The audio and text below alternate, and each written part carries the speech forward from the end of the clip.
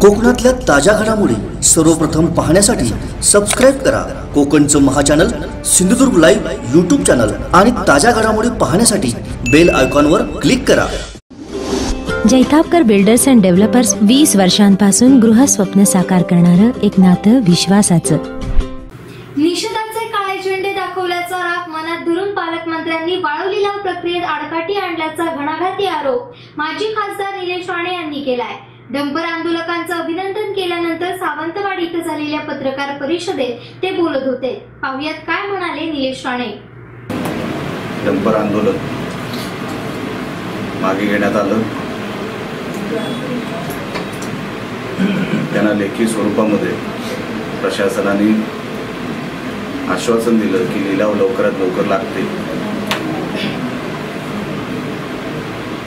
आणि त्या कारणामुळे त्यांना विश्वास वाटला की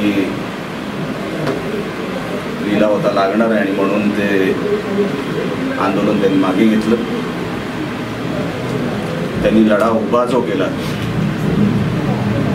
त्याबद्दल मी त्यांचं अभिनंदन करतो, पण त्याच्या मागची जी काही कारणं आहेत, जे काय घडलं ते तुम्हाला सांगतो। श्रेय कोणाला जावं हा माझा भाग नाही, प्रश्न सुटला पाहिजे। मी काही आंदोलनकर्त्यांशी बोलत होतो आणि त्यांचं म्हणणं असं होतं, साहेब जो सर्वे MMB कडून झाला काही महिन्यापूर्वी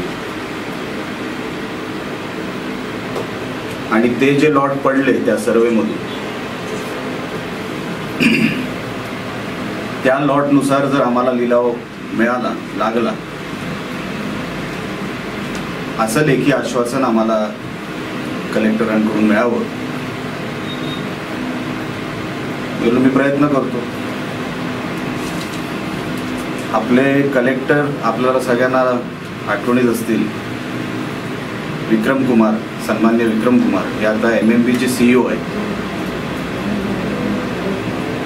मी त्यांना फोन लावला, मी साहेब असा असा विषय अडकलाय, आपल्या कार्यालयातून किंवा MMBतून या विषयाचा सर्वे झाला, आता अहवाल तुम्हाला कलेक्टरकडे पाठवायचा आणि तो अहवाल कलेक्टरने मान्य करायचा आहे, म्हणजे तो लिलाव मंजूर होतो। त्यांनी मला सांगितलं मी काही तासातच तुम्हाला याचं उत्तर देतो। कारवाई त्यांनी सुरू केली, कलेक्टरांशी चर्चा केली आणि आज लेखी स्वरूपामध्ये कलेक्टरांनी लिलाव मी काढणार असं लेखी आश्वासन आंदोलनकर्त्यांना दिलं। श्रेय कोणाला मिळावं हा भाग नाही, पण BJPचे काही लोक, संदेश पारकर असतील, प्रमोद जठार असतील, त्यांचे काही नेते, त्यांना विषयच कळला नाही की नेमकं बोलायचं कोणाशी। सरकारमध्ये असून सुद्धा तुम्हाला विषय कळत नाही। साहेब पालकमंत्री असताना कधीही डंपर आंदोलन किंवा वाळू आंदोलन घडलं नव्हतं। 3 दिवस बसून सुद्धा तुम्हाला प्रश्न कळले नाहीत, फक्त जायचे, तंबू मध्ये बसायचे, मंत्र्यांना फोन केल्यासारखं करायचे आणि परत आपल्या मार्गावर निघून जायचे। माझ्याकडे विषय आल्यावर आता त्यांना कळलं की हालचाली सुरू झालेल्या आहेत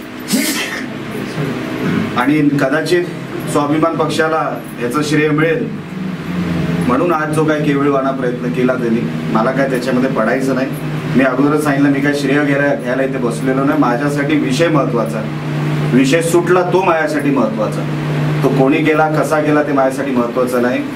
पण आश्चर्य मला या गोष्टीचं वाटलं की सरकार त्यांचं असून सुद्धा, शिवसेना BJPचं सरकार असून सुद्धा त्यांना विषय सुद्धा कळला नाही, कुठल्या अधिकाऱ्याला कधी फोन लावायचा हे सुद्धा त्या BJP आणि शिवसेनेच्या लोकांना कळलेलं नाही।